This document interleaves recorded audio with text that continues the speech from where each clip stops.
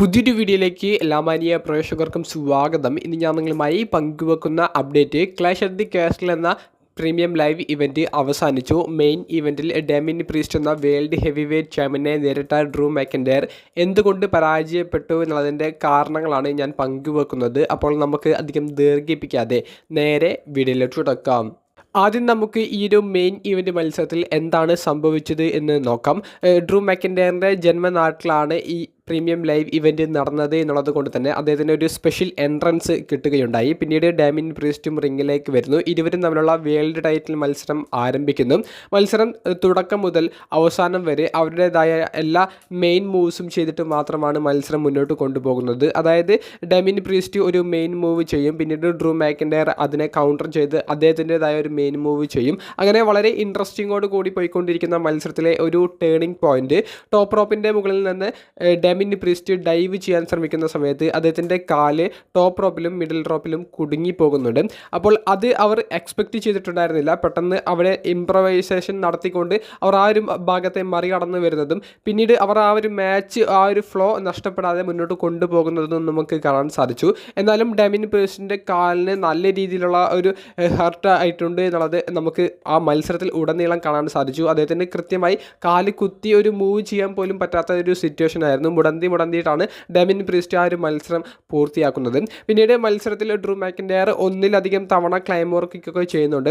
ഒരു സമയത്ത് അവർ ഫൈറ്റ് ചെയ്ത് റഫറിയുടെ അടുത്തേക്ക് വരുന്ന സമയത്ത് റഫറി പെട്ടെന്ന് റിങ്ങിൻ്റെ പുറത്തേക്ക് എടുത്ത് ചാടുന്നുണ്ട്. പിന്നീട് തിരികെ വരാൻ ശ്രമിച്ച റഫറിയുടെ മേത്തേക്ക് ഡാമിൻ പ്രീസ്റ്റ് പോയി അടിക്കുന്നു. റഫറി റിങ്ങിൻ്റെ പുറത്തേക്ക് വിടുന്നു. പിന്നീട് ക്ലൈമോർ കിക്ക് ചെയ്തുകൊണ്ട് ഡ്രൂ മാക്കിൻറ്റയർ ഇങ്ങനെ പിന്നിന് വേണ്ടി കാത്തു നിൽക്കുന്നുണ്ട്. ഒരു റഫറി ഓടി വരുന്നു, 2 തവണ പിൻ ചെയ്യുന്നു. 3-ാമത്തെ തവണ ആ റഫറി പിൻ ചെയ്യുന്നില്ല. പെട്ടെന്നാണ് അത് CM Punk ആണെന്നുള്ളത് കാണിക്കുന്നത്. റഫറിയുടെ ടീഷർട്ട് ധരിച്ചുകൊണ്ട് CM Punk ആണ് അങ്ങോട്ടേക്ക് കയറി വന്നത്.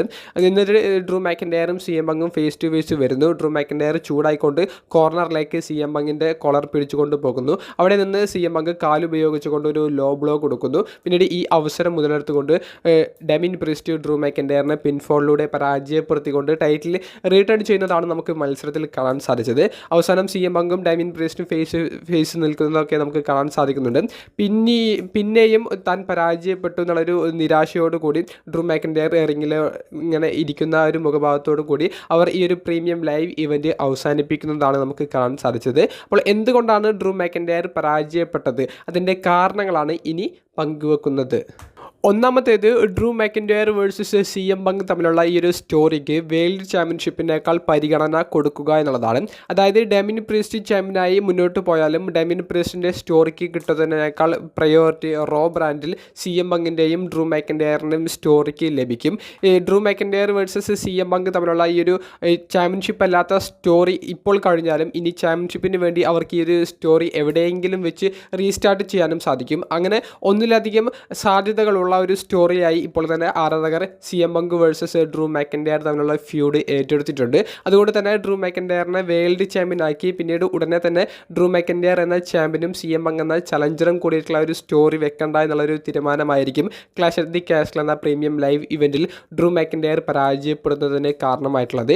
ഇനി CM Punk വന്ന് അതേ മെഡിക്കലി ക്ലിയർ ആയി എന്നുള്ളൊരു അനൗൺസ്മെൻറ്റ് നടത്തും. പിന്നീട് സമ്മർ സ്ലാമിനോട് അനുബന്ധിച്ച് അവർ തമ്മിലുള്ള ഫ്യൂഡ് ഡയറക്റ്റായി സ്റ്റാർട്ട് ചെയ്യും. ഇവർ തമ്മിലുള്ള മത്സരം സമ്മർ സ്ലാമിൽ നടക്കുകയും ചെയ്യും. ഇനി അതായിരിക്കും നമുക്ക് കാണാൻ സാധിക്കുക. മറ്റൊരു പോയിന്റ്, ഈ ഒരു സ്റ്റോറി ലൈനിൽ നായകനോ വില്ലനോ ഇല്ല എന്നുള്ളതാണ്. അതായത് CM Punk ഇപ്പോൾ ചെയ്ത പ്രവർത്തികൾ നമ്മൾ നോക്കുകയാണെങ്കിൽ CM Punk ആണോ വില്ലൻ എന്നുള്ളത് നമുക്ക് തോന്നിപ്പോകും. കാരണം ഡ്രൂ മാക്കിൻറ്റയറിൻ്റെ സ്വന്തം നാട് സ്കോട്ട്ലാൻഡിൽ വെച്ച് നടക്കുന്ന പ്രീമിയം ലൈവ് ഇവൻറ്റ്, അവിടെ പോയി ഡ്രൂ വിജയിക്കുന്ന ഒരു നിമിഷം അദ്ദേഹം ഡ്രൂ പരാജയപ്പെടുന്നതിൻ്റെക്കുള്ള ഒരു കാരണമായി മാറുന്നു. അപ്പോൾ അവിടെ CM Punk ആണ് വില്ലനായിട്ട് മാറുന്നത്. പക്ഷേ സ്റ്റോറി ലൈൻ അങ്ങനെയാണോ? ഒരിക്കലുമല്ല. CM Punkനെ ഇഞ്ചുറി ആക്കിയത് ഡ്രൂ ആണെന്ന് ഡ്രൂ ഇതിന് മുൻപത്തെ റോയിൽ പറഞ്ഞിട്ടുണ്ട്. പിന്നീട് ഇഞ്ചുറി പറ്റിയ CM Punkൻ്റെ കൈക്കും ഡ്രൂ മാക്കിൻറ്റയർ ആക്രമണം നടത്തിയിട്ടുണ്ട്. അപ്പോൾ അവിടെയൊക്കെ ഡ്രൂ ആയിരുന്നു വില്ലൻ. അപ്പോൾ ഈ സ്റ്റോറി ലൈനിൽ നായകനോ വില്ലനോ ഇല്ല. അതുകൊണ്ട് തന്നെ ഇവർ തമ്മിലുള്ള ഈ ഒരു മത്സരം നടക്കുന്ന സമയത്ത് ആര് വിജയിക്കുമെന്നുള്ള വലിയൊരു പ്രഡിക്ഷൻ നമുക്ക് നടത്താൻ പറ്റില്ല. അപ്പോൾ അത്തരത്തിൽ ഈ ഒരു സ്റ്റോറിക്ക് ഒരു മുൻഗണന കിട്ടണമെന്നുണ്ടെങ്കിൽ ഇവിടെ ഡ്രൂ മാക്കിൻറ്റയർ പരാജയപ്പെടണം. അപ്പോഴാണ് രണ്ടുപേർക്കും തുല്യമായിട്ടുള്ള ഒരു പ്രാധാന്യം ലഭിക്കുന്നത്. CM Punkനോ ഡ്രൂ മാക്കിൻറ്റയറിനോ ഇതുവരെ വലിയ വിജയങ്ങളൊന്നും അവരുടെ ഈ ഒരു സ്റ്റോറി ലൈനിൻ്റെ ഇടയിൽ നേടിയെടുക്കാൻ സാധിച്ചിട്ടില്ല.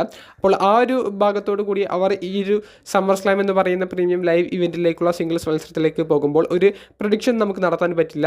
ആ പ്രഡിക്ഷൻ നടത്താൻ പറ്റാത്തതിൻ്റെ കാരണം ഡ്രൂ മാക്കൻറ്റയർ ഈ ഒരു പ്രീമിയം ലൈവ് ഇവൻറ്റിൽ പരാജയപ്പെട്ടത് കൊണ്ടാണെന്നാണ് എനിക്ക് പറയാനുള്ളത്. എന്തായാലും മികച്ച ഒരു സ്റ്റോറി തന്നെ ഡ്രൂ വേഴ്സസ് പങ്ക് തമ്മിലുള്ള ആ ഒരു ഫ്യൂഡിൽ നമുക്ക് കാണാൻ സാധിക്കുന്നുണ്ട്.